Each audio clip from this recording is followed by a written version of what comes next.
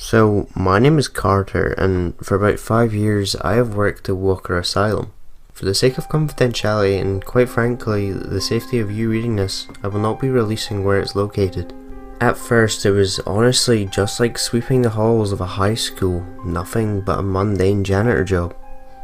The staff seemed to genuinely care for the patients, but what confused me is that most of the patients didn't seem to be insane. Sure, a lot of them were paranoid, even some a little empty in the skull, but certainly not to the point of insanity. However, I slowly noticed that the longer they stayed, the more they slipped into losing it. I assumed it was just due to being locked away for long periods of time, but now I know. I know what snapped the poor bastard's sanity. One night I had to stay late due to a fight between two patients, leading to one being stabbed, and more than once. This meant I was stuck mopping up the blood, not to mention the piss and vomit from the easily nauseous. And let me tell you, it takes more than just a wet mop and a bottle of bleach to get all that shit off the tiled flooring.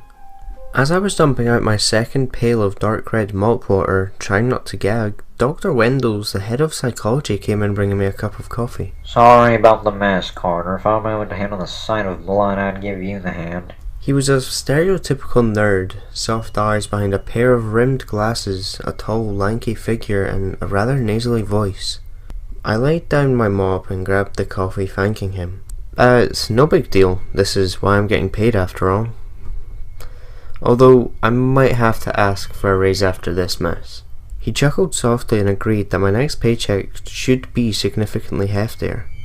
As I raised my coffee to my lips, I looked at him and asked, "Why are you here so late anyways? Didn't the staff leave like 2 hours ago?" For a very brief second, he showed a face of panic, as if trying to find an answer, but instantly composed himself.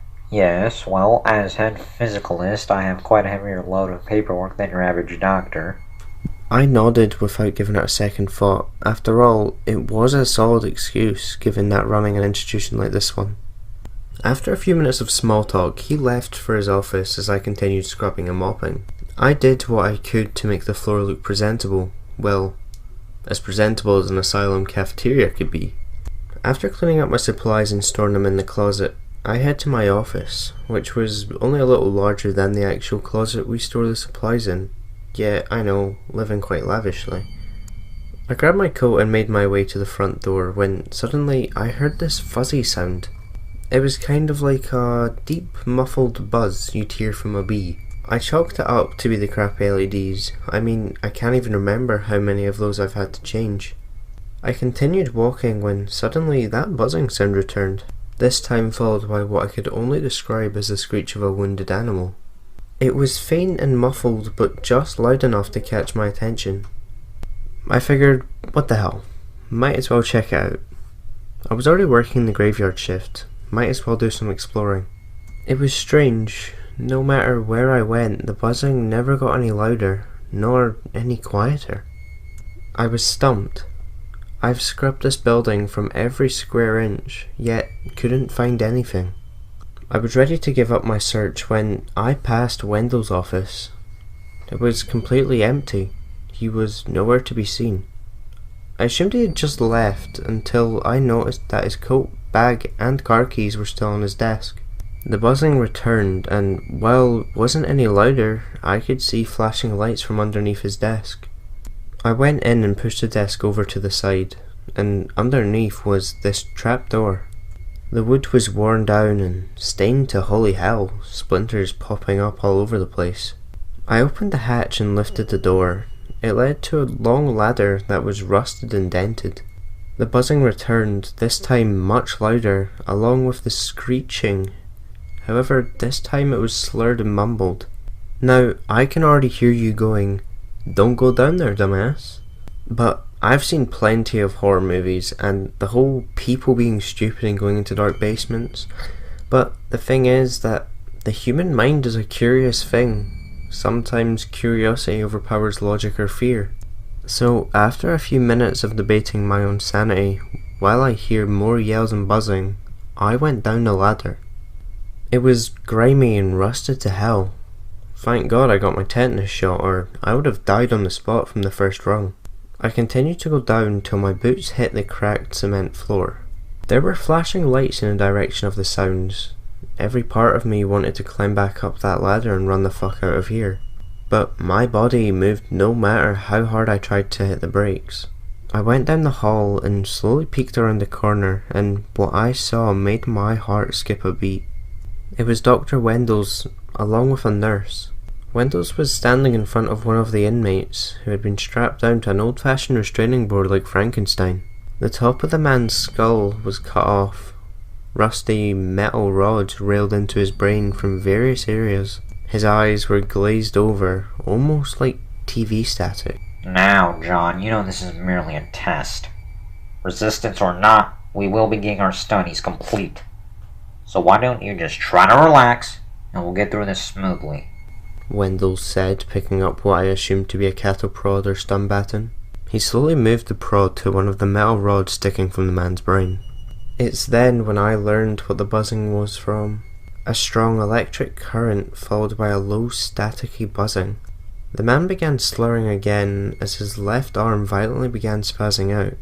Wendell's began cackling as the nurse also let out this disturbing giggle. So this part of your brain controls your left arm's motor functions. Fascinating. I screamed silently and kept telling myself to get the fuck out of there. But both my eyes and feet were glued in position. After testing the rest of the rods and discovering what controls were, he called over the nurse to bring over his tools. She did just that, and they quickly got to work. Wendell's grabbed a bone drill, caked in stale blood, and began drilling holes in the removed pieces of the skull. Each hole corresponding with one of the rods. He slowly lowered and removed bone back onto the man's head. He then grabbed a small hand torch. He fucking welded this guy's head back together. The man still let out slurred screams of help, but they were very quiet and mumbled, which I chalked up to the whole metal spears in his brain thing. And now, Wendell said with a twisted ear-to-ear grin as he reached for the tray.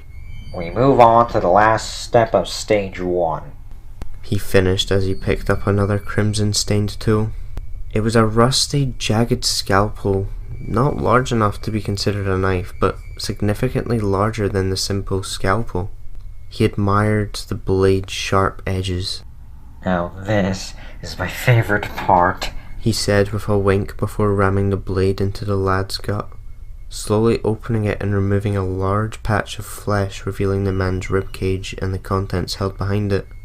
The man finally went limp as his blank eyes stared off into the dark hallway I had been sitting in. Without a second passing, Wendell got back to work. He began connecting wires to the various rods in this man's head, as well as nailing what looked like to be some kind of power battery into the man's heart. And what happened next has haunted me for years. The cables now attached to the man's brain were attached to a control panel of some kind. And now we begin, Wendell's announced to the nurse by his side. He flipped a few switches and suddenly the man who was well past deceased got back up from his position. This man just made a fucking walking corpse. Magnificent. Absolutely magnificent. Wendell exclaimed as he continued to test the rest of the controls that caused the dead man's limbs to move. It was absolutely grotesque and honestly horrific, but to that psychopath's credit, despite being an absolute violation of human rights, the man was a smart son of a bitch. If it weren't for the fact that I had saw him get gutted with my own eyes, along with the metal rods lodged into his cranium, I could have easily mistaken the man to still be among the living. His limbs moved flawlessly with little to no difficulty.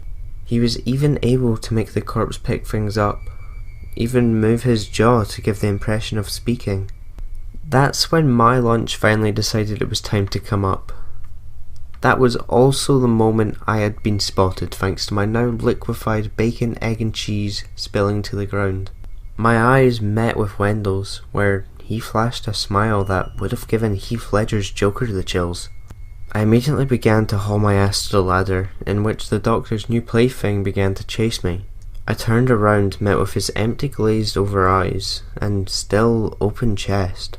As I began running, I noticed a large tank of gasoline for the generator that powered Wendell's little torture room. As I ran, I quickly kicked the barrel as hard as I could, even ended up breaking part of my foot, but my adrenaline was so high I didn't even notice.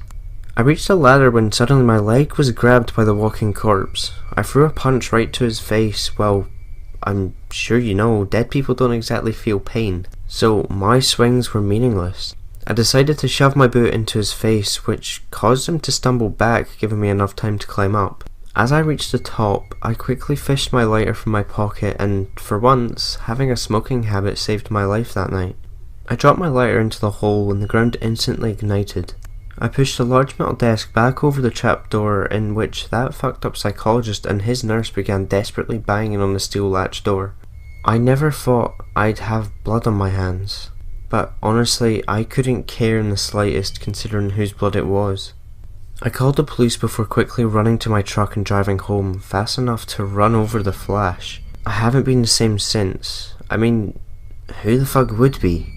I was lucky to make it out alive, but now I am in constant fear of becoming a decaying puppet. After all, despite tearing the whole place apart, the police never found a trace of Wendell's body. They had found the nurse's body charred to a crisp. Hey, like I said, I don't have any sympathy for her to feel guilt. Along with the now double dead man, who I did feel bad for. However, Wendell's body was never found.